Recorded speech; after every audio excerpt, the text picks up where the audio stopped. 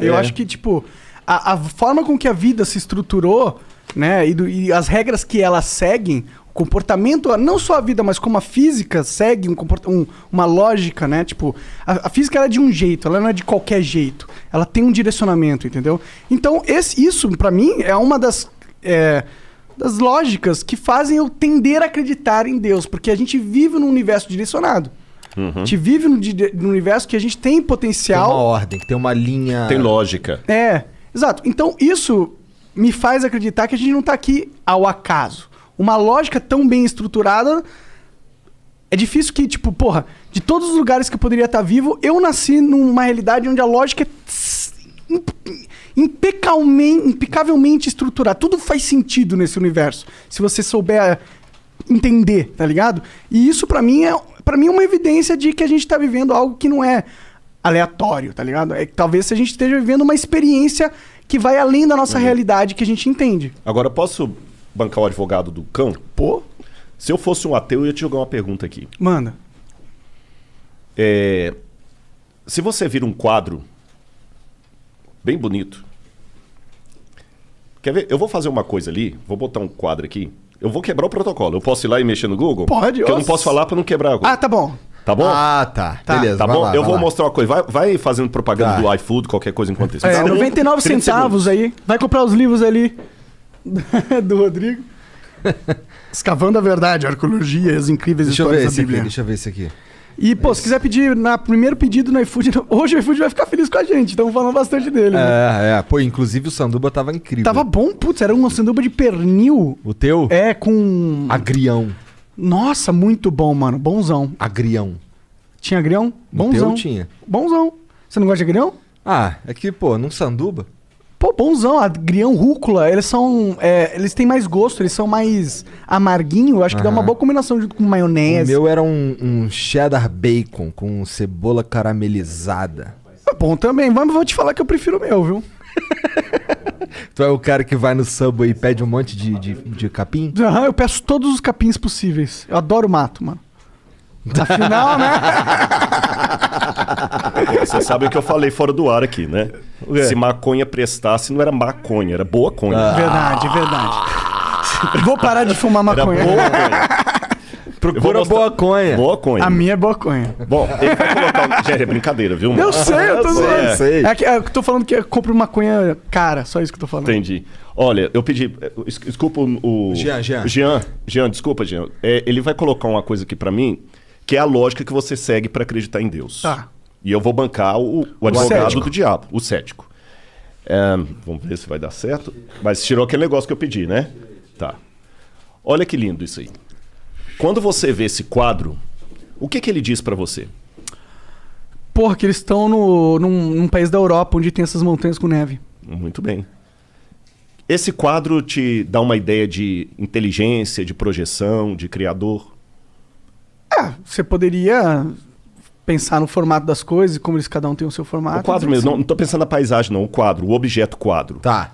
Pra mim parece... Alguém pintou esse quadro. Alguém pintou esse quadro. O Sim. Igor já matou a charada. Entendi, sim. Por que você acha que alguém pintou? Por que você acredita no pintor? Por que eu acredito no pintor? Porque... Você nunca viu o pintor. Mas é que eu já vi que é possível pintar. Eu sei que é possível pintar. Eu posso pegar um bagulho aqui e fazer uma versão tosca disso daí, agora. Mas a gente não sabe se é um pintor ser humano. Pode ser um algoritmo que fez essa imagem. Eu sei que não foi, mas poderia. Aham. Mas considerando que... Alguém programou o algoritmo. Alguém programou. Então Sim. tenho... Exatamente, Sim, eu ia sim, chegar eu sei, nisso. eu sei. Beleza? Eu tô sendo chatão E o também. que mais que esse quadro te diz do pintor ou do algoritmo? Que ele pinta bem. Pinta bem.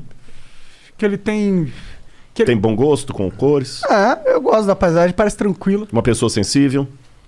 Sensível? Não, eu diria que ele é um cara realista, né? Porque ele tá mostrando uma imagem que parece bem real, assim, apesar de ser pintada, né? Eu acho... Eu sou meio burro, então eu acho que talvez seja um pouco estranho aquela montanha com neve ali e uma paisagem tão bonita pra cá, que ela me parece destoante. Tu não acha? Eu acho, mas é que eu sei que existem lugares assim, né? Que, tipo, porque a neve forma lá em cima porque é muito mais alto. Não é lá em cima, olha aqui. Lá embaixo? É. O que tem? Tá um cor de neve. Mas o Mont Blanc da Suíça é assim. É? Não sei, não manjo. Homem ou mulher que pintou? Ah, não dá pra saber, eu acho. Acho que não dá pra saber. Faço ideia. Sabe quem pintou esse quadro? Adolf Hitler. Caralho, olha lá. Por que eu trouxe isso aqui pra vocês? Eu acho... Nossa, eu vibro demais. Na verdade, até quem mandou... Quem é fã de vocês, gente, eu vou falar aqui, é o Hugo Salles, meu cunhado, tá lá, viu? Tá comendo ali atrás, tá com a boca cheia de coisa também que trouxeram pra ele aqui, junto com a minha esposa ali. O cara tá com a camisa do Boca Juniors. Ah, desculpa aí, né? E o que é pior, gente, a Tu família tem da minha vergonha esposa não, toda cara? é cruzeirense e eu sou atleticano. Ih. Que é? Tem do River também. Cara, Tem do River Plate, tudo.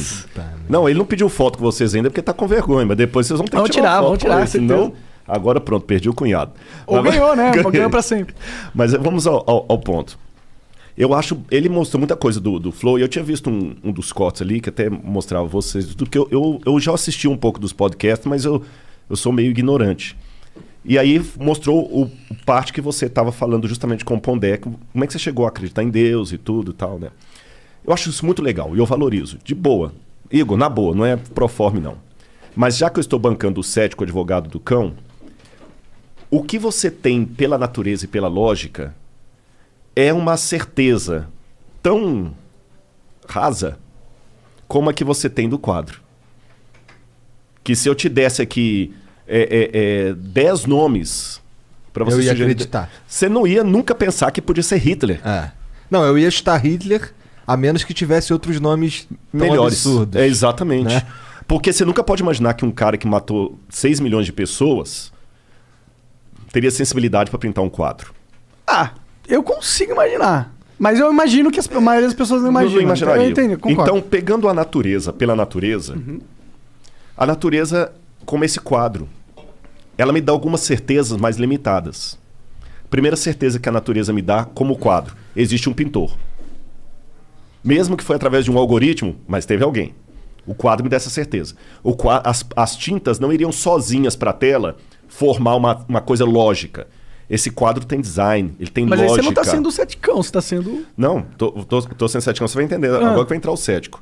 Esse quadro me mostra design, ele mostra lógica, ele mostra que tem alguém que o pintou. Mas, quem me garante que esse alguém não é um Hitler? Porque o Hitler pintou esse quadro. Então, aí que vem ao lado do meu cético. Entendi. Essa sua certeza, o máximo que ela pode te dar é a ideia que existe um Deus. Sim. Vamos usar o nome Deus. Sim. Pode usar qualquer nome. Mas quem garante que esse cara não é um brincalhão cósmico que tá ferrando a gente aqui tudo? Bom, eu não tenho essa certeza. De verdade, eu não tenho. É uma coisa de acreditar mesmo. O que me dá intuição é que aquilo que você estava falando, a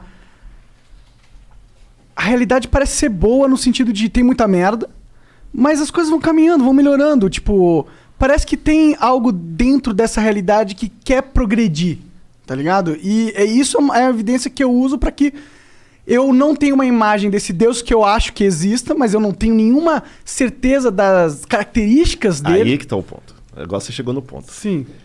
E aí que vem o meu testemunho agora de fé.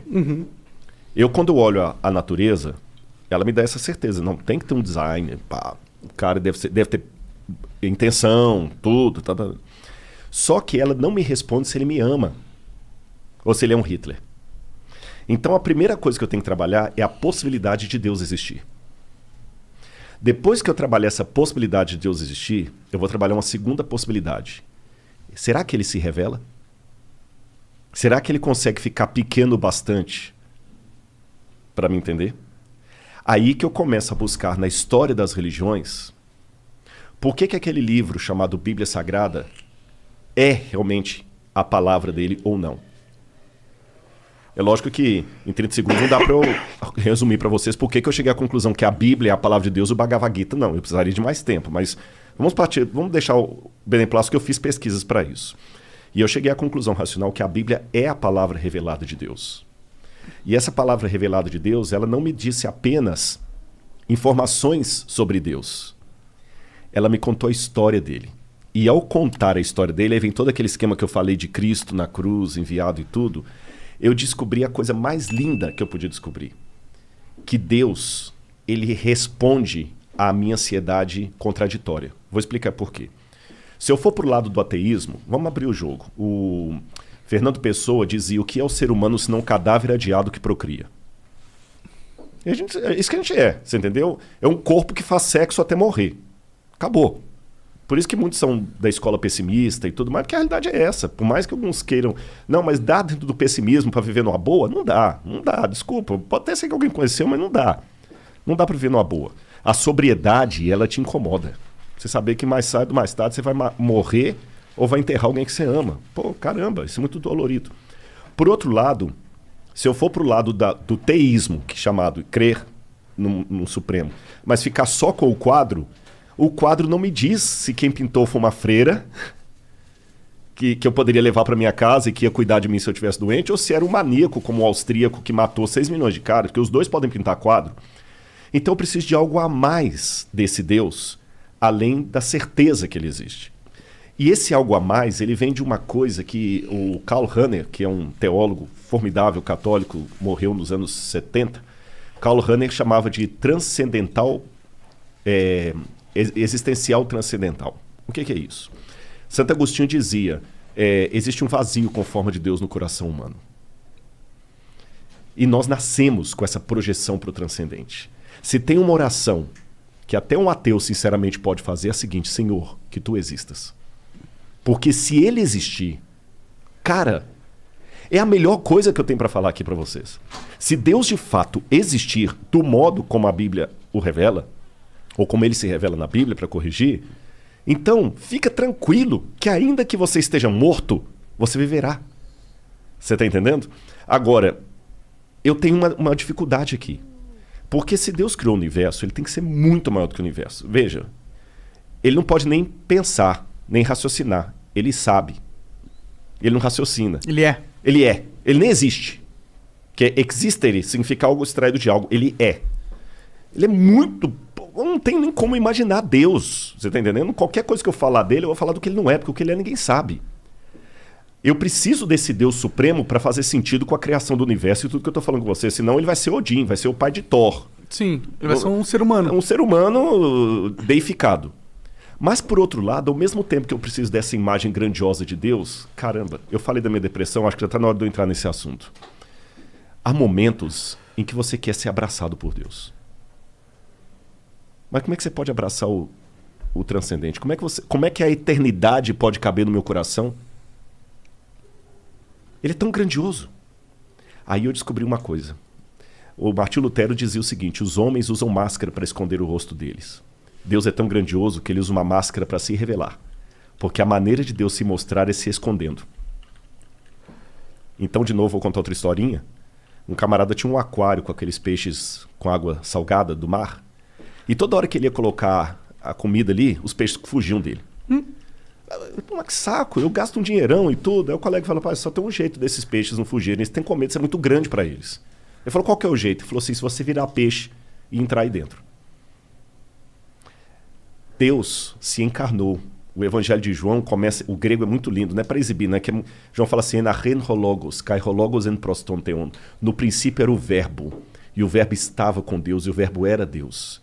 E o verbo se fez carne e habitou no meio de nós. E vimos a sua glória, glória como do unigênito do Pai. Então Cristo é Deus em forma humana, de uma maneira que eu possa abraçá-lo. Paulo fala que ele se esvaziou, kenosis. Então, embora ele ainda tenha toda a plenitude da divindade no corpo dele, ele é tátil. E ele deixou as marcas dele na história. E vem a arqueologia. Eu fui lá, eu vejo as coisas. Ele passou na história, ele deixou o testemunho, o rastro dele ficou aqui. O DNA, entre aspas, né? Ficou aqui. E quando você se apega a essa fé que é racional, porque se não for uma fé racional, ela é crendice, é fideísmo. Soren Kierkegaard. Não é crendice. Eu sou crente, eu não sou crédulo. Cara, essa fé entra na sua cabeça e ela pega... Aí eu não me peço explicação que eu não vou saber dar. É o que eu falei, é o sabor, você não consegue. Ela pega a sua mente, mas ela pega também o seu coração. E você, com base em tudo isso, ouve aquela voz falando assim: filho, eu tô aqui. Eu te amo.